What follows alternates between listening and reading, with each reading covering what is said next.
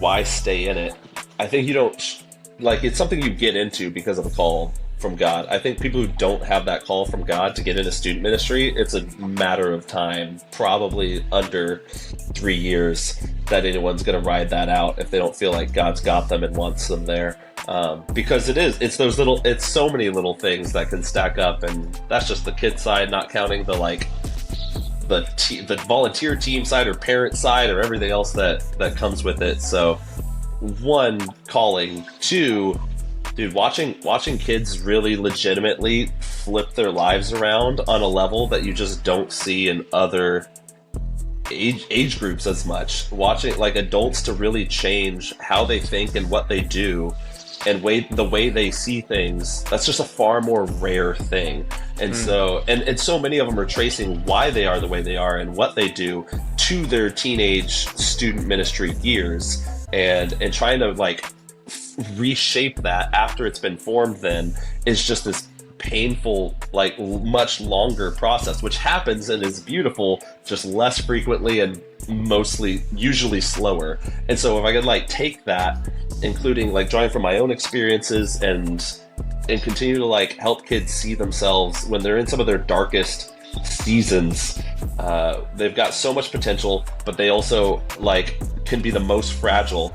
Like it's just such a pivotal moment that I just the more clearly you see that kind of stage of life, for me, the more I run towards it, the more I want to be there for it and be someone who kind of helps them on this like teetering, stage of life where they could just like pour their identity into vastly different things, to be the person who's pointing them in a direction that just it helps them see the potential that they have, what God wants for them, and just guards them from so much pain that awaits them if they run at it solo. And so the more I see the potential of the next generation, the more I see how eager they are to change, how hungry they are, how much when they dream big. They're not discouraged, they're not jaded, they truly believe they can completely transform the world. And I just want to foster that and fan that flame however I can. And so I felt called to ministry, like blanket ministry, to work for the church. Student ministry was what I then chose as I got in and did local missions and youth and other stuff. Like I was just like, oh shoot, this is where it's at. This is where like fueling the future happens. I want to be part of this. Well, guys, thank you so much for coming on to the podcast. I was so excited. I wanted to interview both of you, but then I was like, dude, let's just do this together. Because you guys are both freaking hilarious. You guys are both like absolute comedians, and you guys both love Jesus and have a huge passion for the next generation. So why don't you guys introduce yourselves, and we'll get into it. All right. I'm Kyle. Hello, Kyle Mullins, and been doing student ministry for a while. And I'm I'm actually down the road from Ryan, really, not too far from where you're doing stuff. And so now we're kind of in the same neck of the woods, reaching the same generation. It's been a treat.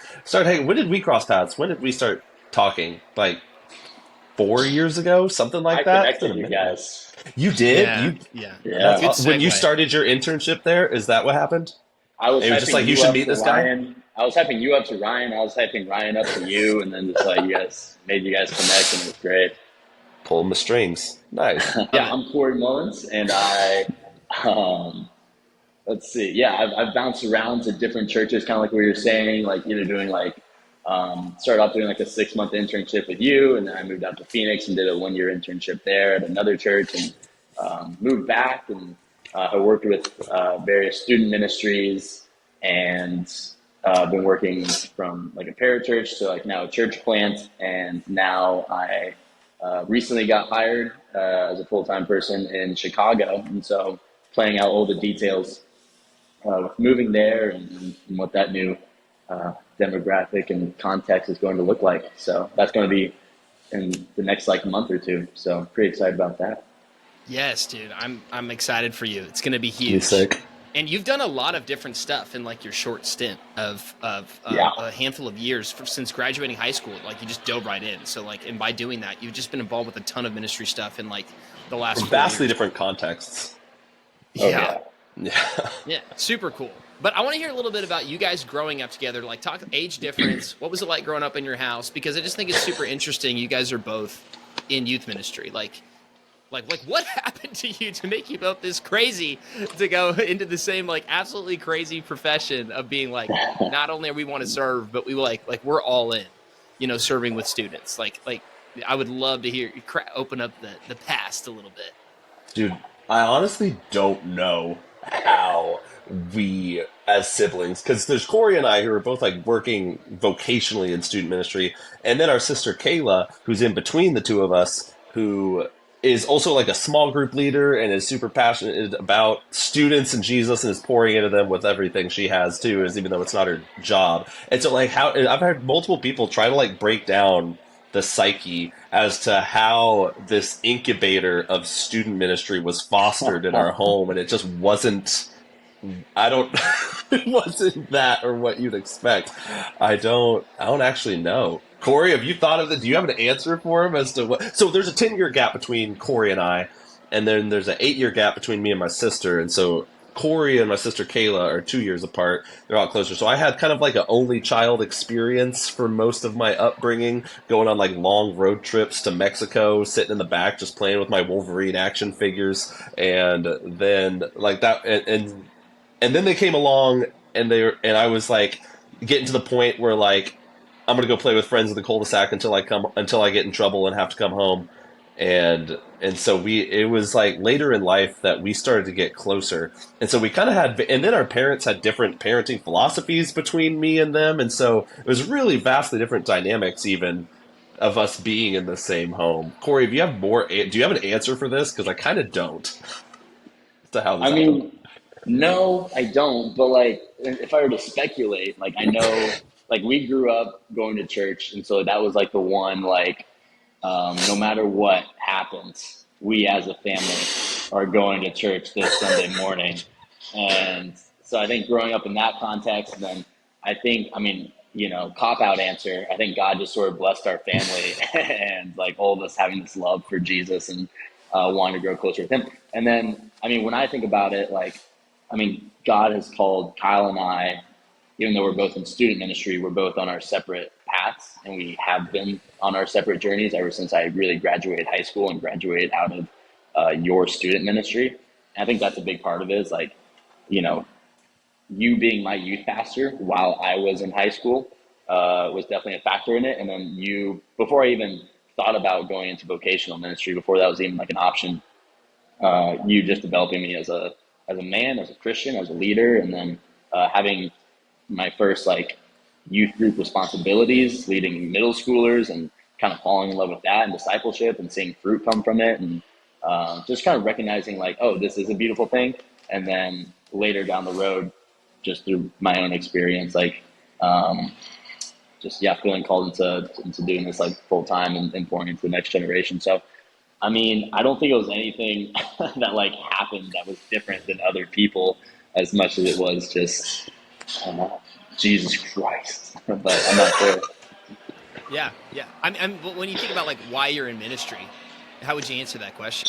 I had a unique student ministry experience. It was towards the end, we had just this freakish group of class of students that I was a part of at the church we grew up in, and I have no idea what like our youth pastor at the time was doing sometimes, because we were just like putting crazy stuff together entirely on our own, like this benefit concert to drill wells in Nicaragua, and like going and doing homeless ministry and staying with a tent community in St. Louis after reading Shane Claiborne's Irresistible Revolution, and going through like just, and then just hanging out with each other, having these like months and months long prank wars between the high school boys and the high school girls in the homes. Like there was just a level of community that was fostered, and so I got involved in that even while I was like deeply in soccer and all these other conflicts. Like church and that group became something I was very passionate about, and so I don't know, like that, and fostering that community and seeing the power in that, and watching students kind of just run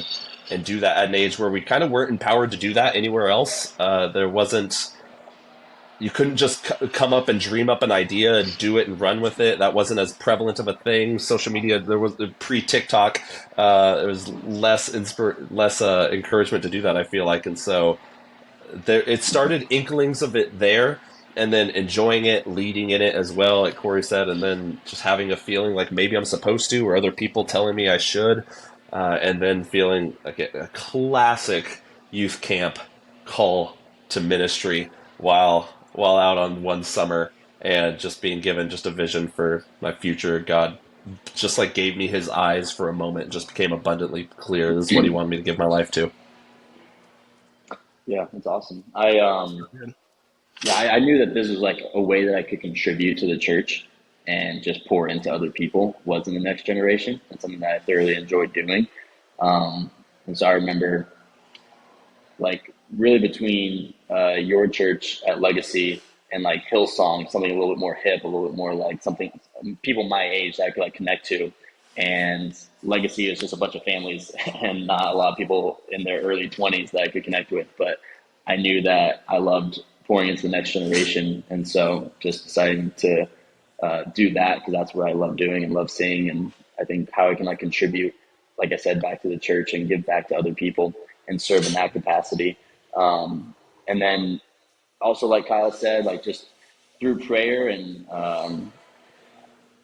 through praying about it, like if that's something that God actually wants me to do, because I don't want to do it based on my own accord or because other people might want me to, but is this something that God wants me to do, like go into vocational ministry and be a youth pastor, because there's a lot more responsibility and spiritual authority that you have to handle well with that, and you're held at a higher level and a higher bar than just your average Christian. And is that something that I really want to be a part of and live into? But then, yeah, really, and I've told this story a lot before, but like kind of long story short, like just one of my coworkers was very far from Christ, and him and I just having a lot of spiritual conversations about God and Jesus. And he was the one who really spoke that over me to, hey, you should be a pastor at a church, and you're crazy for not doing it, like in the middle of me praying about it. And so I just kind of like took that as like, all right, that's only from God, because it's not like I was talking to him about potentially doing this. Like that was just something that he came up with or whatever. So And this is from one of your non-Christian I sort of friends. ran with that. Yeah. Oh yeah. Furthest person away from God that you could think of. Yeah, you need to be a pastor, bro. You're like, what? Yeah, exactly. Like no other Christian or pastor could have said that and made me think about it. Yeah. Thanks for that prophetic word, Doug. I didn't expect that from you. You know? It's amazing. I mean, Yeah. like, it's interesting to hear like what gets people into ministry, because then like once you start doing this, especially vocationally, I know there's people listening to this. There's probably going to be more on the volunteer side, some on the more on the staff side, and everything in between, part time, whatever. But like ministry is hard. Like, and it's kind of crazy. Like youth ministry in particular. Like, I thought this would be kind of fun, just to share a couple stories. Like craziest youth ministry moment. This You can is do this it. triggering question, right? I'm just I think, flashing.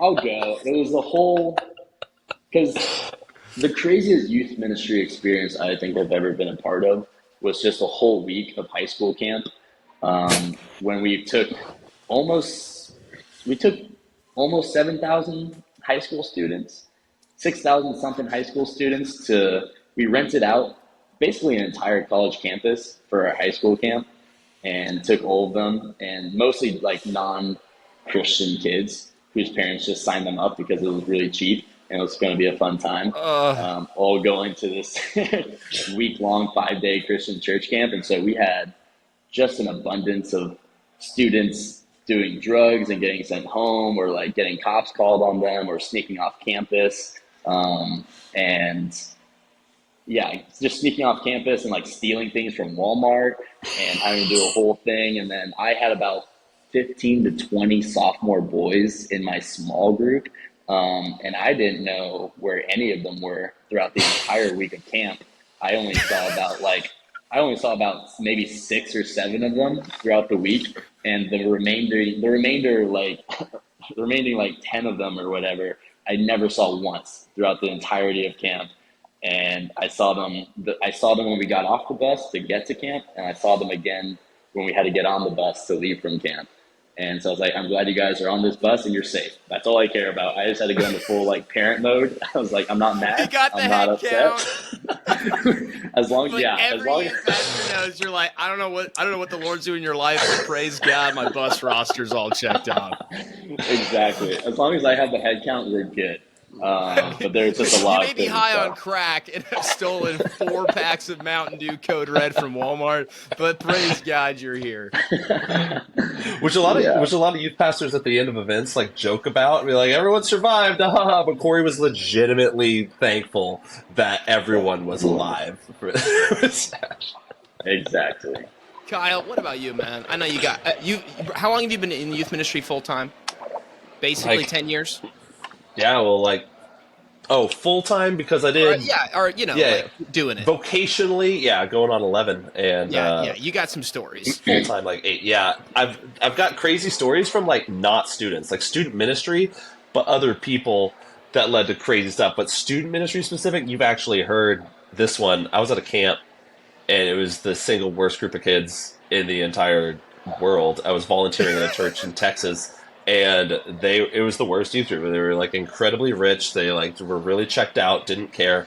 And I went to their middle school retreat, and the pastor there knew I was going to seminary down in Texas, and the pastor knew I was called to student ministry, so he put me in his cabin because he had assembled the Suicide Squad, the worst of the student ministry, into one cabin, and he knew if he put any of his other small group leaders or volunteers in it, they would quit and leave the ministry and stop volunteering. So he brought me, and then he was busy running the camp, so I'm alone with the worst of this terrible group. And dude, they were like organized evil. They would go like take attacks from all the other cabins, and you had to give either snacks or Axe body spray or something. And if you didn't, they would Axe bomb, which I thought I knew what an Axe bomb was, where you like tape it down and roll it in. But they would empty so many cans of deodorant and body spray into a trash bag that it would liquefy, and then they would like pee in it and put dead fish in it and put random stuff in it, and then they would walk into into the cabin and swing it around and then just throw it into the open room. Like it was, and then I just dealt with them all week, and that was like scratching the surface of the stuff that was going on at this cabin. Probably so many of them needed to be sent home, but were not, and so it was. And so I was just a volunteer. I was there, and I didn't have the authority to like make it. And so I'm just trying not to murder kids. Okay, but what's the turnaround? Like, because you had something profound happen, even in this crazy moment where you're like, ah. Oh, very much so. I didn't know the long version of it, but yeah, one kid went so far. He went and started emptying all the fire extinguishers in all the cabins and started like making it snow in all of them. And we finally run him down. He tore off some of the ceiling fans and was just atrocious the entire time. He got caught by a small group leader. I was ready for justice to be delivered. He gave his life to Christ. And I was like, he's playing you. He's trying to get out of it. I don't buy it. He's just trying to he's just classic on brand sneaking. And he was actually like the smallest kid there in the middle of Fort Worth, Texas, where like football is king. His parents very successful but distant, and he doesn't have the same academics, athletics, anything. The only way he got affirmation was when he did the things no one else would do, and people would hype him up. And he was just all from this place of like deep insecurity. And the small group leader like walked him through that and pointed him to Jesus, and it like legitimately changed and wrecked him. And it was really profound for me as well to just see like the heart of Christ being displayed while I didn't have it, and I wanted this kid to just be like ruined. And and someone else saw what was going on under the surface. And sheep without a shepherd and looking on the crowds with compassion has a different weight to me now, and I see people who truly deserve severe punishment and yet still seeing under the surface and reaching people there where they're at. And it was just really, yeah, it was profound. But yes, it was an absolutely insane week. I don't know. I pulled out one of them. I've got so many. I went through so many flashes when you asked this question.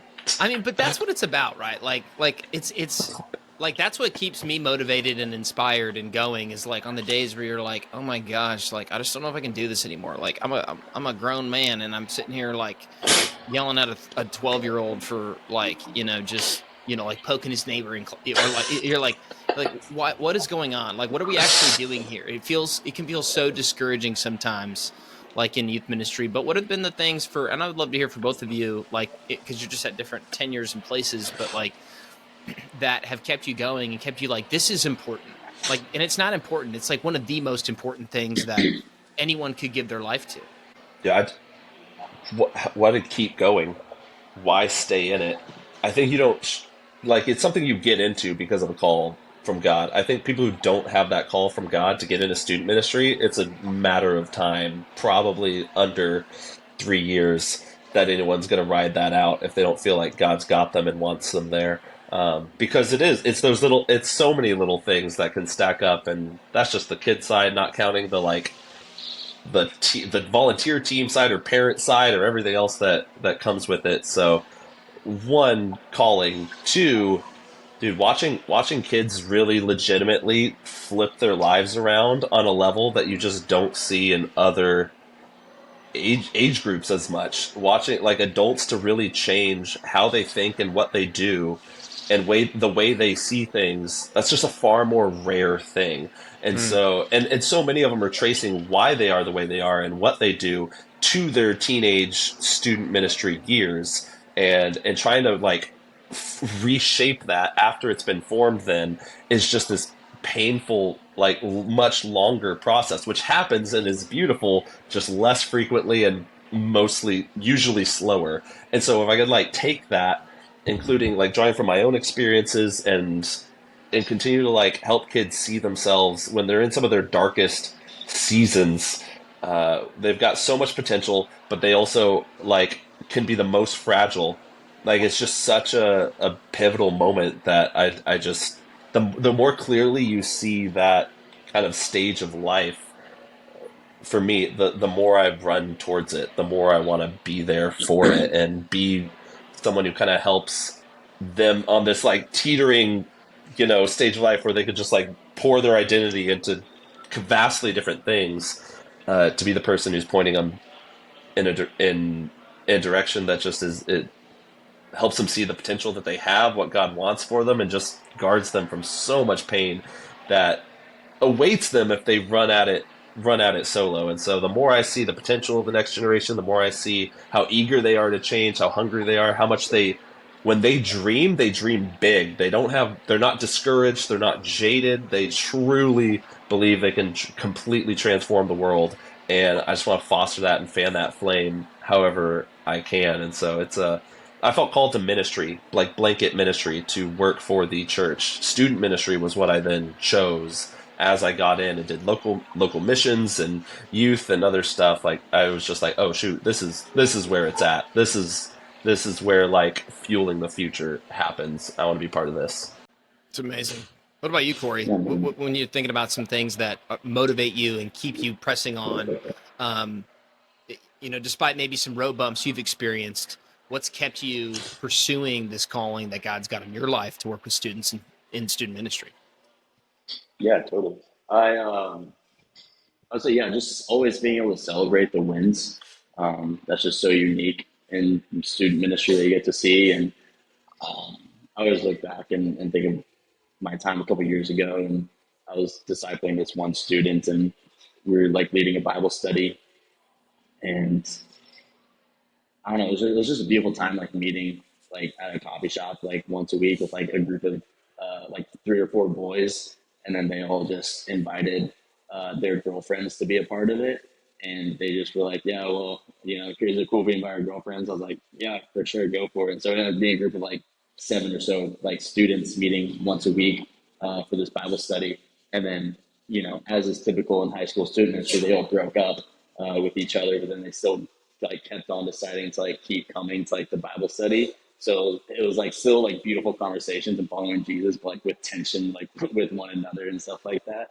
But just to see like, I don't know, there's like unity in that, and like multiple students like got baptized like out of that, and it was just a beautiful time. Like one girl went to another church and just kind of came to her boyfriend invited her, and so I was able to like attend that and see her get baptized, and it's just a really beautiful moment that I got to experience. And then one student, like him and I were probably like really, him and I were really close, and then he fell off for a while, and then he came back for that crazy high school camp that I was talking about, and then kind of like like in the midst of the chaos, that beautiful moment that happened that God was working in was him coming back, and then him and I having a heart to heart conversation, and him just opening up about like why he's just like fell off and been doing his own thing and wanting to come back to Christ, and then he decided to like get baptized after that, and then I got to like personally um, baptized in like a few weeks after that, and that was just a really beautiful, like probably like the greatest moment of my life was Wow. just being able to walk with him and just being able to baptize him and connect with him. So I don't know. I always think back on like that was probably like the greatest day like of my life so far, and just seeing that life transformation like in him. And there's that quote that's like one of my favorite quotes, and it says, "My fruit grows on other people's trees." Hmm. And I just think it's just such a beautiful like ministry quote in general of like seeing other people's lives be completely transformed and seeing them, I don't know, just find Jesus and doing so much good in their own lives. And I and like I don't know, nothing makes me more happy and more fulfilled than seeing that in other people, and leading students into that, and leading volunteers into leading students into doing that, and just praying and thinking about that, and writing sermons with that being the end goal in mind, or doing activities to build community to foster people finding fruit and finding God and finding Jesus, and um, I don't know. So it's just the payoff of the spiritual fruit of youth ministry is just unlike anything else, I think. Yeah, that's amazing. Hearing just the relational side of it, because I think when we're talking about, and I'd love to hear your thoughts on keys to youth ministry, and I mean that in a way of big things that if you're a youth pastor listening to this, you can't miss. Like these are essentials for every single one of us, whether we know them or not. Because I think there's a lot of things that I know are true, that I know are pivotal, and that I know are critical, that I just need a reminding of. Like to your story, like relational ministry, like nothing's going to beat relationships. Like that's, I think, to me, like an essential key. I mean, because that's really what that story you're sharing is, like pouring your life out into a handful of people that are hungry, that are faithful, that are available. That I always use that term fat. Like I pray for the fatties, right? Like, people who are faithful, available, teachable. And it's kind of a joke, but I tell our leaders to do that because like you can work with that. And like those are the people that God is looking for, people who worship him in spirit and truth, that are faithful to do what he says, that are available, that are teachable. I've got it written on my whiteboard of just a reminding a question that I need to wrestle with right now. Is like, who am I investing in? Who's my 12, like Jesus has, and then just to be always just seeking them in relationship. So when you're thinking about keys to reaching the next generation, Gen Z right now, what are some things that we just can't miss, that we need to go back to, that we need to remember, or maybe that we need to pivot to, that we've been avoiding as youth pastors? Got again a lot of directions to go with that. I think generationally the conversation has shifted in. I think for millennials, a lot of content was put together for student ministries around, is God real? Is he like, how do we prove there's a God? How do we research the Dead Sea Scrolls and help them understand that the Bible is completely true and we have accuracy in the manuscripts and all of that? And Gen Z is just less concerned with a lot of that conversation, and they're much more wrestling with the prior question for them is God good? Because they're looking at, a lot of them are, I think, discouraged as they see like social justice needs and involvement, and then they look at the church, and I think the whole concept of God is, I think, for a lot of them, hindered by how a lot of them watched the church respond to a lot of conversations in 2020, and how they've just, a lot of them just want to not associate with organizations that claim the name Jesus, and so it's hard not to attach those two things. And so if you're having a conversation with them about God specifically, I think it's really important for them to know and believe that like God is good. What he has built and what he has set up for his people is good. And I think a lot of them. So we've got a course called Alpha that we had done in the past, and it's a conversation around different aspects of faith, but it's generally for like skeptics and have some food and a meal and a conversation, an open conversation about what you believe, what hesitations you have about faith. And it's generally set up to have conversations around is God real? Is he there? Is Christianity right? And as we've promoted it and tried to put that on, I've had many kids come approach me that's like, I don't like I believe in God. I've got God. He's good, or he's real. I don't know if I want anything to do with him. I don't know if he can, like if I, can, is that still for me? Can I still be a part of that? And or I don't know if I should be associated with church whatsoever. Did what he originally set up drift so far that like I should be avoiding these people? And so they've just got different questions about is any of this kind of right, and is it good as a not accurate, but is it good? Is it actually like what was intended by this God? And Yeah. I think sitting in that is more important, and talking about that and God's heart is more important than doing really lengthy and reoccurring apologetics lessons, even though those Yeah. are good and important. But I think the emphasis has shifted dramatically, and that's what's more burning on this generation.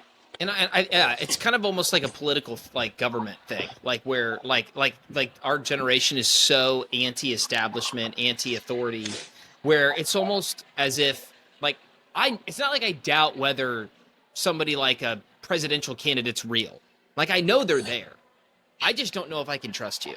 I think that's sort of the same mentality. Like I know my school administration, or like I know like the police are there, or whatever the deal is, that depending on what side of an issue you're on. And I think I see that a lot with students. To your point, like I very rare do I ever meet a student who's like, nope, no God, I don't believe in a spiritual higher power. I think kids are more spiritually curious than ever today. But to your point, and I think Barna just put out a big study that said like the pivotal Gen Z question is like what is good, kind of the same spin on that. What is beautiful? Mm-hmm. The idea is like, man, and what is truly good is something that's truly beautiful, that's just. Yeah. And is God really that? I think Yeah. that's huge. And I think resources like Alpha are amazing because like that's really what you dig in to do. I've not run an alpha course, but that's definitely something that's on the table for 2024 because I think it's a great thing to just say like, hey, we're going to open table, have a conversation about this. But yeah, Kory, what about you, man? Anything that you're seeing as far as like, being with students right now, especially as you're getting ready to start, working in a new ministry, that you're like, man, these are going to be some pivotal keys for our ministry as we get rolling into the new year and into a new season at your new church that you're heading to. Totally. I think one thing that God's been honing in on recently, and like you said, like there's really nothing. I don't know. There's really nothing new under the sun here, but there's something I've been like really pondering on a lot more. Um, is just that idea. There's that verse that says, "Be holy, for the Lord your God is holy," and so making it more personal in my own life, of making sure I never make my relationship with God a job, or making sure it's not just because I'm a youth pastor or I'm in student ministry that I need to like read my Bible or pray or do these activities or this study or read this book or whatever it may be. But going back to that sort of first love of my relationship with Jesus Christ, and making sure I'm just holy, not because anyone else is setting that bar for me or it's going to look good towards other people and trying to get men's applause, but because the Lord my God is holy. And just trying to always kind of make sure I keep that heart in check in that way. And as I'm kind of reflecting about that, like, I guess on my own life, and I would just want to lead students kind of into that same like mentality as well, of like, let's just to introducing them to just the holiness of God and following him because of his goodness. And which just circles back to what you guys were just talking about, and following him because of that love that he had, that he showed for us first. And like you said, building that relational community. And then in making disciples, it's more about just being in the harvest and being with those people who don't associate with God or don't believe in him, or at least don't believe that he's good, or whatever that may be, or think that there is no truth. I know a lot of people who think that there is some sort of higher power or some sort of spiritual force, but no one knows. No one knows like who that is or what that is or whatever. And just building those relationships in those communities with people and saying like, oh no, there's actually a power to Jesus Christ specifically, and there's something different about the Holy Spirit and the way this person lives his life or whatever that may be. And so, just building those relationships has been so. I've just seen so much fruit come from that in my own life. Where as I've matured in Christ, moving from um, I guess just this religious club that I'm in, that I'm trying to bring other people into, um, to having this like super in depth, like trying to be more relational with God and then trying to be more relational with people. And then seeing a lot of like organic conversations come out of that. Where just the other day, I was like in the car with a group of people and having conversations about Jesus is a little bit easier because we're in student ministry. And so it's just naturally kind of comes up because it's kind of what we do. But I was just in the car with a group of people who like don't follow Jesus, and one person like turned around from the passenger seat and was like, "Hey, if I confess my sins to you, am I good?" And just like, and just taking those moments, and we all laughed about it, but Probably not, but we'll start there. It's yeah, good. It doesn't hurt. Yeah, we'll start there. yeah, We'll see what happens. yeah, sure. Thank you for opening up about that curiosity. But just Am those I good? am I good if I confess my sins to you? I was like, no, I'm not a Catholic priest, but it was just a beautiful moment, I think, and just like having that sort of conversation. I was like, okay, boom, opportunity to talk about how like Jesus is available like for you and loves you. I have a 10-second window right now to tell you a little bit about this before we like move on or whatever. Um, or whatever that may be, where like just through relationships, like I was already starting a Bible study with a group of friends, and then one friend came to town who wasn't a believer, and we're like, well, we're doing a Bible study tonight if you want to be a part of it. And he was like, okay, sure. I just want to hang out, like whatever. And so he came and just joined our Bible study. And so we just had a super long, in-depth conversation about Jesus. And that wasn't something that I planned or conjured up or was part of my strategy. Like it's just something that Jesus did. And so just kind of always going back to that. But like, I think the Yeah, core of it is just love for God and love for other people. So and Kory, I will say, like you, I've said this to a lot of people about you. Like you're one of the most relational people I've ever met. Like God thanks, has Ryan. built you to do relational ministry. So it's like a massive strength. And not everybody has that strength, but they may have other strengths in leadership or administration or all these different things or leading in the role. It's like or they're teaching and preaching, like being apostolic and launching new things or whatever their gifting might be. I mean, I'm curious to hear from you guys, like especially you, Kyle, as you've evolved over the years in the last decade, 11 years or so, like you said, like how have you identified, like, hey, I'm really good at this, but I'm not very good at this, and how has that impacted how you've led your ministry? Because like I think so many people get in and they feel like they've got to be perfect at everything, and then they just burn out because they're like, I can't, and I'm not I can't be all things to all people. I'm going to try, like Paul says, but like you're not leaning into their gifting, not surrounding themselves with other talented people that God's gifted to help serve them, and not just them, but their ministry and what God's doing. So, I mean, how have you identified strengths, weaknesses in yourself over the years, and adapted your leadership around that? Yeah. So I'm a teacher pastor is my A pest. And so like leaning into that, I'm always very, and what that's looked like kind of manifested in my sort of philosophy of ministry and how I lead is the pastoral has me very aware of how anything would come across to someone who didn't grow up in church. And so being very conscious of what people are experiencing when they come in here and experiencing in the first 15 minutes like a radical inclusivity for many of their first experiences with church. And so that's changed how I've shifted language with leaders and shifted like how communication from stage happens to bring people in. Could Kory bring his friend, his coworker who was very far from God, if he didn't know church involvement, could he be confident bringing them into this ministry and hearing and getting to know Jesus and worshiping alongside other people?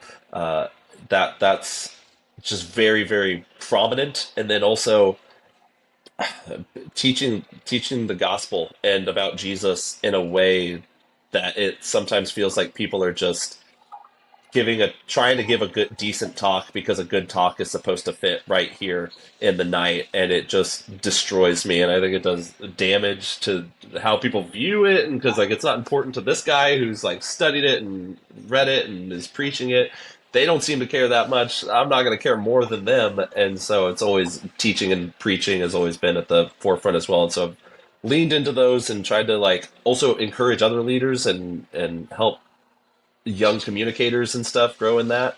I struggle administratively. I struggle with like uh, being leading from 30,000 feet is not something that I love. I wish I were better at it. I really do, and it's just something that doesn't give me the same amount of life as being with kids and having being with students and leading them and pastoring them and helping them take some of their first steps into seeing themselves who God made them to be and into leadership. And so, because I always wanted to be very close and very with students, I've been in a role that kind of evolved that required more and more sort of like leading, sort of architecture as opposed to like construction and being hands on. I was more the architect and was getting further and further at building the processes and making sure things scaled across multiple locations and all of that. And I leaned into it and tried to grow in it, and I think made improvements, but also like I realized that it's really I now know that students is where I need to be, and so I need who I need to be with, and so finding the right people around and trying to bring the right people to complement that and to come alongside that and then lean into the gifts that I have and try and spur that on in other people. That's been huge.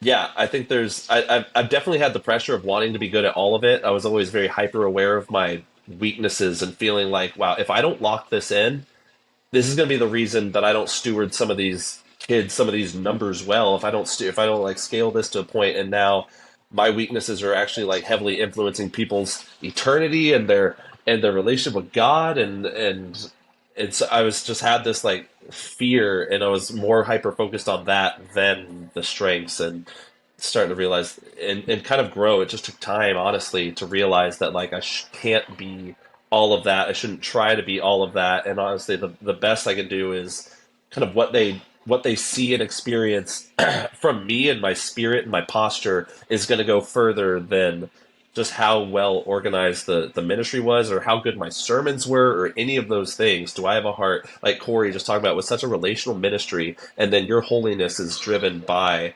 because God is holy. The Gen Z can sniff that out so easily when you are like doing Christian things because you have Christian status and you're supposed to do those Christian things. And so because people will be close to you, however many kids there are, because they will be close to you and they will see and be able to pick up on the level of authenticity with that. That'll be this. I can't imagine you having a better superpower in your utility belt of ministry than that and what they will pick up from in you. And so I've started to lean into that and just be like, you know what? I have some gifts, I have some weaknesses. I want to keep growing in all of them. But man, I don't want people to experience just this sense of I don't want to pick up a spirit of like insecurity or panic or busyness or like running around like, man, if I'm gonna I want peace for my own soul, and two, I want people to see Jesus in me, and so I gotta release it if I'm and so yeah, that's led to just an entirely different air that I breathe. That's led to a different posture that I have in everything that I do. Because it's what do kids picking up on from you? What do they see in your heart? Because again, is God good? Are you good? I don't care how much you know. I don't care how sick this ministry is you built. I don't care how big it is. Is the leader at the top someone who is like worth following? It's a much more prominent question today, probably than in previous generations. And so, Yeah, and yeah, I there was a love that long rant because to that question, and I maybe somewhat answered. no, I think that's great because it just shows like what's really important. I mean, and at the end of it all, like as you know, we're recording this almost the end of the year, 2023, kind of rolling in everybody's goal setting and thinking about. I don't know if you guys are. I know that's what kind of what we're doing as a team at the church.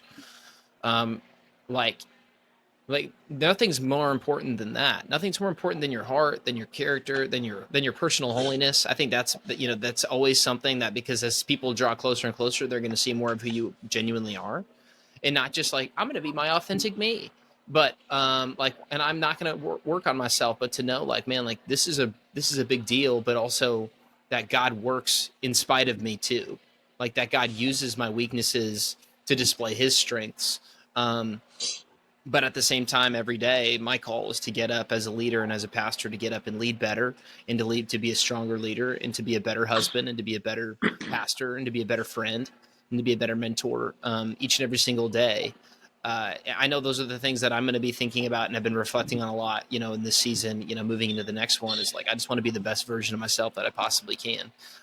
Not just for self-improvement, but for the sake of pointing people to Jesus, for the sake of the ministry, because I don't think there's anything that's much bigger than that, because we could talk about goals and strategies and systems, and I'm really glad we didn't today, because I think that you get so much of that on this kind of stuff, and at the end of it all, like, the most important thing is, like you said, staying healthy, and like our hearts and our mindset, but really our souls, and like you said, Kory, like about that, pursuing holiness and being holy because God is holy, and like letting our ministry be driven by what's happening inside of us. And if we're coming from a place of purity and wholeness and sobriety and clarity, that's going to come through in our leadership. But as we begin to kind of wrap up here, guys, like, just a couple things that you're praying for, asking God for in the new year. Looking ahead, I know we're in kind of a weird time. There's a lot of uncertainty in our world all the time. But as leaders, what are some things that you're stepping into and praying and asking God for in your ministries coming into 2024? Or you just put a lot of thought into the coming year, putting all your thoughts on paper for this new place you're stepping into. It's the most important thing you're looking to. Yeah, I kind of what you kind of what we've been talking about a little bit, but I just want students to recognize the power of prayer and not look at it as just this, I don't know, something that we do at church sometimes, and it's more of a formality and than anything else, or it's more of a transition period, or it's more of a kind gesture or a good whatever, other than recognizing like just the power of it or the beauty of it, and the purity of it, and just that's what God wants, and that's our connection to God. So yeah. I mean, I just kind of look back at my own life and think that I feel like it's taken me so long to have a solid prayer life, or to know what that could actually look like, or to know what that, yeah, to know what that could actually look like in my own life. Um, and so I've been kind of honing in on prayer quite a bit, and how can I practically lead students deeper into prayer, and that changes us from the inside out, starting with our hearts, and then it changes our relationships that we have, and it changes, I think, just the whole world, when we lead students into prayer.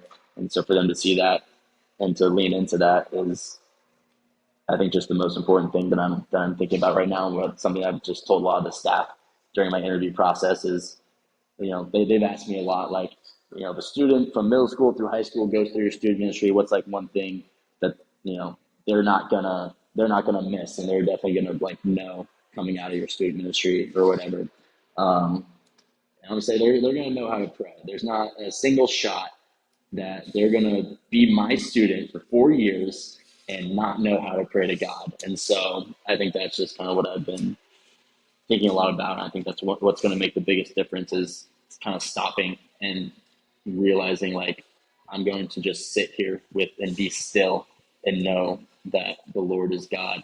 And that sounds just the most counterproductive, counterintuitive way to do things, where the Gen Z still wants positive change and they want justice, and they think they're going to find it in political agendas or whatever it may be, but they know that it needs to be action, it needs to be now, but they're not looking within themselves, they're not looking within their hearts and their souls. And so you can't bring about positive change if there's no like positive change within yourself. So yeah, but that's what Jesus does. He does things counterintuitively, and he flips things upside down from what our preconceptions are, and says, if you want to change the world, you want to bring beauty into the world, you want to bring justice into the world, be still and know that I am God, and let me fight this for you. Um, and so just to lead students into that truth, into that kind of paradoxical truth. But yeah, that's what I've been focusing in on, and how I can pastor students into that practically, and students who are nowhere near that reality or don't give a rip about that right now? Like, what does that even look like to lead students into that first step? Good stuff. I'd say for me, going into 2024, one of the main focuses and priorities, right? That was the like original question, Yeah. basically. Is that Barna study you referenced that just came out? The was it the the open or the curious generation uh, that I went through? One of the statistics they found was that very little changes in your hope for the future, and very little changes in your view of self or how, yeah, mental health, how anxious you are, how very little changes based on whether or not you associate with church or you identify as a Christian or not. Those two factors did very little, but what they found was people and students who regularly read the Bible have, it's like the one thing that influences any of those stats and any of those numbers. If students who are regularly in the Word actually have a vastly different view of their self, like the needs and people around them, the systems around them. Oh, you got it right there. Look at that. Mhm. Sick. Yeah, I just Um, wanted to share that for anybody that just because you're bringing it up, because I think there's a lot of yeah, good, really good I relevant was trying to information find. there. I've got the slide. I threw a slide up in a sermon recently over it of those specific numbers, and it just breaks down that like students who regularly are in scripture, it completely changes their hope, their relationships, how fulfilled they are, all of it. And so to my earlier point, people don't need to be proven that the Bible's true or real. Like they're not asking that question. What they're struggling with is just understanding it and what to do with it. I think the Bible is an intimidating book that most people already agree is important. I think drawing wisdom from ancient influences is just very high right now. They would like to draw from the wisdom of Scripture. They're just not entirely sure how. They don't have context around it. It's just an intimidating book to pick up. And so instead of, I think a lot of times, and I do a lot of times, I like bring the truth out of it and preach it. Like I'll tell you what's in there, and then there's also the Bible's important. You should read it. Here are some ways to remember to read it and to make it a priority. But neither of those things are really solving the problem of like they just are too, they don't understand what happens when they pick it up and read it for themselves. And so if they ever muster the energy to do it and they're like, I'm going to start reading the Bible, if they do that for a few days, they feel like, I'm not sure what's going on, this was a waste of time, that's it. Now they're like significantly more likely to jump back into that routine. And so trying to give context around it, like I want people to understand what it is so that they can spend time with Jesus, understand where they're at, have some context, and set them up to spend time with God in the Word by themselves. And not just go with my teaching side and want to break down everything I think is fantastic in there, or go with the like, I think the traditional practical side of like setting an alarm and waking up and when are you going to do it and all these things, which are good and helpful, but like I don't think they're the prominent problem right now. And so I think students are, again, spiritually curious. They're open to so much more. They don't need sold on the fact that it's important. They're there when, if they're in your ministry and you have communication with them, then they could be anywhere else. They're there because there is some value to it. And if they're not engaged in some of these other practices that they, I think they all agree is beneficial, there's probably some other hurdles and barriers that are there. And so I'm trying Yeah. to attack that and make sure I got a student ministry that is engaged with the word and has their own time with God. And again, always making sure prayer is tied to that and they're moving into it. So yeah, setting them up, not treating them like kids, not treating them like they just need things spoon fed to them, and continuing to set a higher bar and casting a bigger vision for them to get excited Yeah, around. I think that's huge. I was talking to one of my friends about that specifically, and a lot of like the conversation topic is like, how do we reach the next generation? And he said, stop catering to the next generation. Like just like lead them to Jesus, how you lead anything to Jesus. Stop trying to dumb it down or make it more like cater towards a, I don't know, like a little kid than anything else or whatever that may be. But I think yeah, kind of like you say, like you sniff out like any alternative like agendas or any alternative practices or something like that, other than what's just like they just want authenticity and something more organic and stuff like that. So yeah, not just trying to like treat them like you're the adult and they're the kid. I think they hate that. Very much so. Yeah, and yes, their attention spans. Everyone talks about like attention sure. spans, and you got to get it all nuggety. But at the same time, they also have like hyper focus and hyper fixation. Like these kids are cranking out 2 hour YouTube videos on the history of the conflict in the Middle East, so that they can like be aware and engage in those conversations. In eighth grade, like it's I've heard it. wild. I've heard it said over and over. There's no such thing as too long. There's just such a thing as too boring. Yeah, That's Life, funny. yeah, and you know what so I yeah, mean? Just is what yeah. it So is. not making it tiny little nugget bite-sized gospel bits, because all that does is reduce the gospel, and trying to give them trying to help it make it easier and smaller and nicer so that they get a little bit of it instead of none of it is almost as bad. They're writing that off and deterred from that. So yeah, bring it. Awesome. Well, guys, thanks so much for all of your just wisdom and just sharing what you're looking forward to in the new year. Just to close, one last question, I guess maybe two, is a final word of encouragement for anybody listening to this. You know, as we kind of roll in, you know, close out 23, roll into 2024. What would be some final words that you would leave with anybody listening? Final words for people who work with in student Which ministry with is Gen youth Z, workers, youth workers. if you will. I mean, I would say, kind of going back to what I was talking about earlier, is like fruit will come when you're connected to God.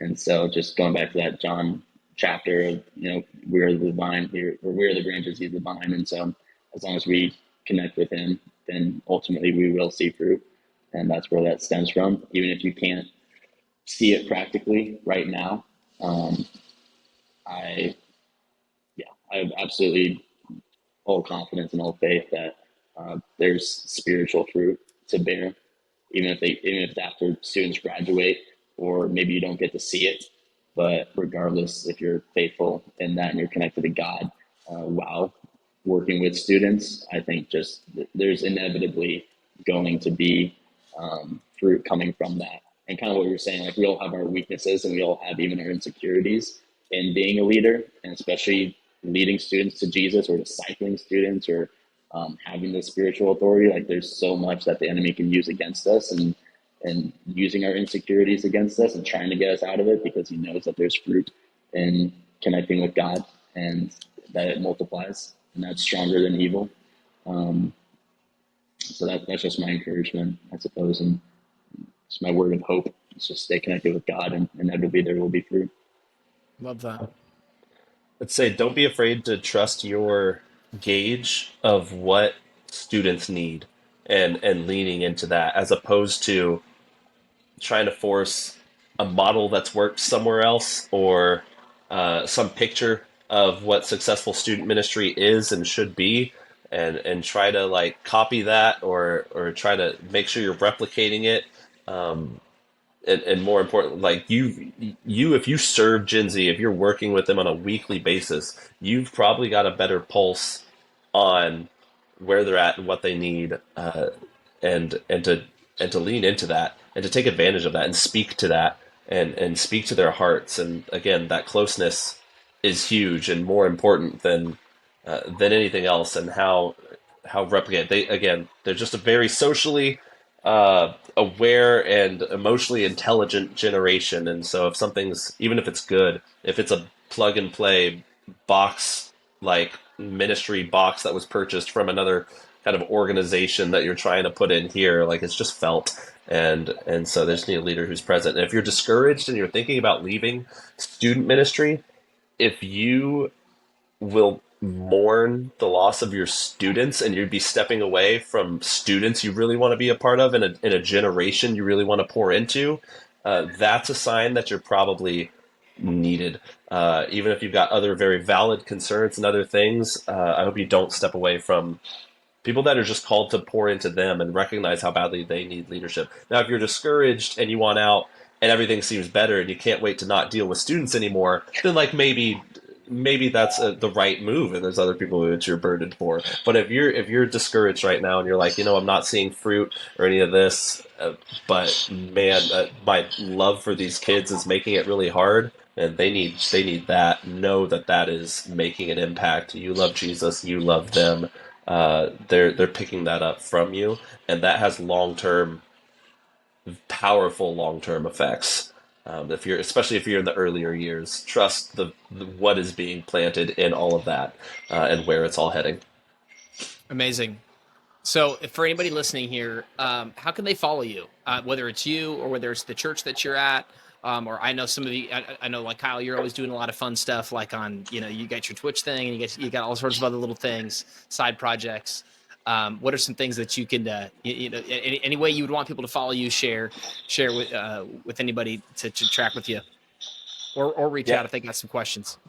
Yeah, so I'm Kyle Mullins. I'm the student director at Grace Church Olathe campus now, and you've got Kyle Catches People Up on Instagram as sort of my personal family friends one, but then I've got my whole content creator persona side thing, Kyle Party 64, like gaming and fitness stuff. But I just started that whole point I talked about of like wanting to launch, help students understand and not be intimidated by the Bible. That's starting some new stuff called the Bible from 30,000 feet.